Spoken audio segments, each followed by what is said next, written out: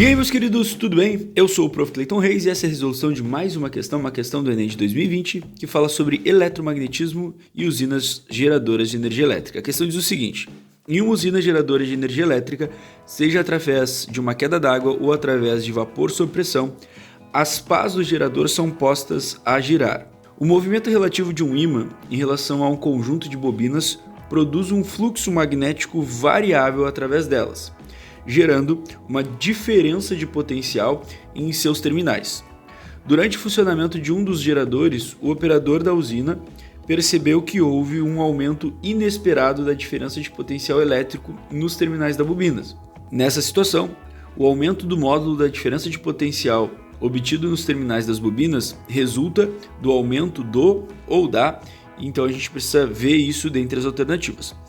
A primeira coisa que a gente vai fazer aqui então é entender mais ou menos, bem por cima, como que funciona uma dessas bobinas de usinas geradoras de energia elétrica, né? E aqui eu trouxe uma imagem para vocês, porque eu com certeza não conseguiria desenhar com tanto detalhe o que essa imagem tem. Então, peguei aqui uma imagem e vou explicar para vocês mais ou menos. Ó, isso aqui é uma bobina de uma empresa geradora de energia elétrica através de quedas d'água, né? Do movimento da água. Então, o que acontece? Ó, a água ela entra por aqui através de um encanamento. Ela vai entrar com uma certa velocidade e ao entrar nesse encanamento, ela vai começar a girar essa bobina aqui, ó. Vai girar essas pás, né? Movimentar as pás dessa bobina. Vai girar então toda essa haste vai girar junto. Girando essa haste, ela vai girar aqui o nosso gerador. Aqui no gerador, o que a gente tem? A gente tem numa parte dele vários ímãs e numa outra parte dele a gente tem as bobinas. O movimento relativo, como a própria questão fala, né? Então a questão me explica mais ou menos do que se trata.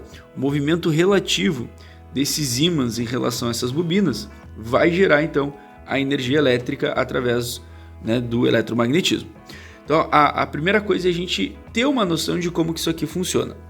E aí depois a gente pode procurar na física responder isso aqui. E aí para eu poder responder isso aqui, eu preciso lembrar que a energia elétrica lá no magnetismo, a força eletromotriz, ela é gerada através da variação do fluxo magnético dividido pela variação do tempo. Então isso aqui é o que eu preciso para gerar energia elétrica no eletromagnetismo. Lembrando que aquele Ezinho ali é o que a gente chama de força eletromotriz. O que a questão quer saber é o que resultou o aumento da diferença de potencial obtido nos terminais das bobinas. E para isso a gente precisa olhar o seguinte então. Para eu aumentar a diferença de potencial, né, aumentar a força eletromotriz, eu preciso aumentar de alguma maneira a variação do fluxo. E aí para isso a gente precisa lembrar como calcula a variação do fluxo, né? Variação do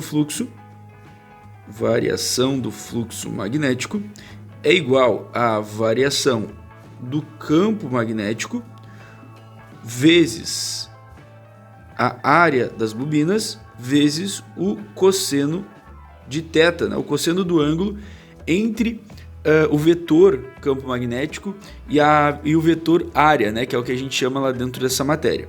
Bom, então o ângulo entre campo e área, basicamente, o cosseno entre o ângulo vetor campo e área.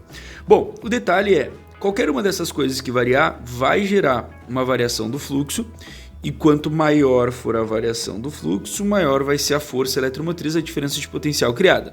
Eu já vou direto nas alternativas que provavelmente gerariam dúvidas nos alunos, que é, por exemplo, ali a alternativa B, que diz assim, ó, o aumento da diferença de potencial, então, ela resulta do aumento do fluxo magnético através das bobinas, por meio de um aumento de sua área interna exposta ao campo magnético aplicado.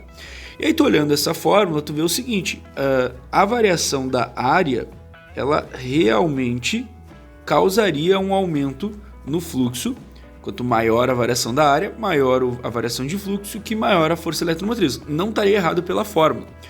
O problema aqui é a construção da questão.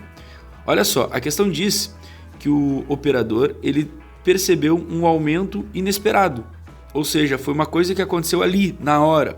Quando a gente diz que esse aumento, né, que ocorreria um aumento de área, a gente está associando um aumento de área aqui, ó, numa peça que é gigantesca lá da usina. E como que eu explicaria esse aumento de área, né? Não tem por que acontecer um aumento de área simplesmente pelo funcionamento da máquina, né? Até poderia ter um aumento por aquecimento, sei lá, mas ainda assim não seria algo considerável, né, para ter um aumento na força eletromotriz. Então esse aumento aqui ele é inviável eu responder, principalmente porque por causa da forma como a questão foi construída, né? Foi um aumento inesperado, então eu tenho que explicar isso de uma forma que possa acontecer dentro dessa situação. Então a alternativa B a gente pode tirar, porque isso não tem como acontecer nesse contexto, embora a área pudesse entrar em algum outro contexto, já que ela está ali na forma, né? A outra alternativa que fala ali é sobre o aumento da intensidade do campo magnético no qual as bobinas estão imersas por meio de uma aplicação de campos mais intensos. E essa também poderia gerar uma dúvida, por quê? Porque o campo magnético também está dentro dessa fórmula, né? O que é o campo magnético? Seria o B aqui dessa equação. E justamente um aumento de campo aumentaria o fluxo, que aumentaria a força eletromotriz induzida ali. Porém, é a mesma história, né? Esse campo magnético ele vem da onde? Ele vem dos ímãs que estão nessa região aqui, ó. Dos ímãs que já estão aqui, já estão colocados aqui. Como que esses ímãs, que são ímãs permanentes, mudariam o seu campo do nada? Não tem uma explicação plausível para isso. Como eu disse, eu tenho que encontrar algo que pudesse se encaixar nesse contexto, né, para gerar esse aumento inesperado aí. Então ele não entra, também essa alternativa C estaria errada. Embora campo magnético esteja na equação e pudesse entrar num outro contexto, nesse contexto ele não entra. E aí a última, né, que seria a resposta certa, a última que teria algum contexto a ver, né, seria a alternativa D, que diz assim, ó, o aumento da diferença de potencial nas bobinas resulta do aumento da rapidez com que o fluxo magnético varia através das bobinas por meio de um aumento de sua velocidade angular. Velocidade angular está associada, né, a ângulos, justamente entra a parte ali do cosseno do θ. Lembrando que esse cosseno aqui, como eu disse, né, é o ângulo entre o vetor campo magnético e a área dessas bobinas. Quanto maior for a variação desse ângulo, maior vai ser a variação do fluxo, que maior vai ser a diferença de potencial criada. E quando ele fala ali, né, em aumento da velocidade angular, o que é a velocidade angular? A velocidade angular justamente está associado à forma como esse rotor gira, porque quanto mais ele gira, mais rápida é a velocidade angular dele. Velocidade angular, né, que é uma relação de variação de ângulo pela variação do tempo, e que lá no MCU a gente aprende a calcular ela como 2π vezes frequência, né? No caso a frequência de giro desse rotor. E aí tudo isso se explica, porque olha só, quanto mais água entrar aqui, mais isso aqui vai girar, mais esse rotor girando, mais rápido vai ser a minha variação de ângulo, mais rápido vai ser a minha variação de fluxo e mais diferença de potencial eu vou gerar. Então a resposta certa para essa questão é a alternativa D. E aí elas falam coisas que nem entram na nossa análise, provavelmente os alunos nem ficariam em dúvidas entre elas, mas só para a gente fechar, então por que a A está errada? Ele fala ali, ó, um aumento do intervalo de tempo em que as bobinas ficam imersas no campo magnético externo por meio de uma diminuição de sua velocidade de rotação do eixo. Ó, isso aqui já quebra o que a gente falou, né? A resposta certa, porque o que vai fazer ter mais diferença de potencial é a velocidade do eixo aumentar, o eixo girar mais, né? E não menos. Fora que um aumento do tempo, né? Aumentar o tempo faria com que a nossa diferença de potencial diminuísse, né? Porque o tempo tem uma relação inversa ali com a força eletromotriz. E a alternativa E, que diz o seguinte, ó, resistência interna, um aumento da resistência interna do condutor que constitui as bobinas por meio de um aumento na espessura dos terminais.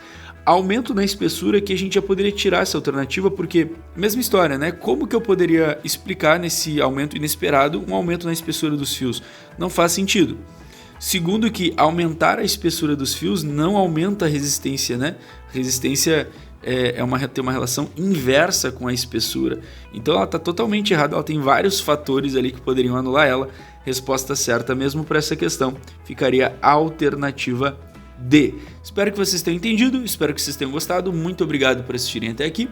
Fiquem ligados aí nas próximas resoluções. Era isso, bons estudos para vocês e tchau, tchau.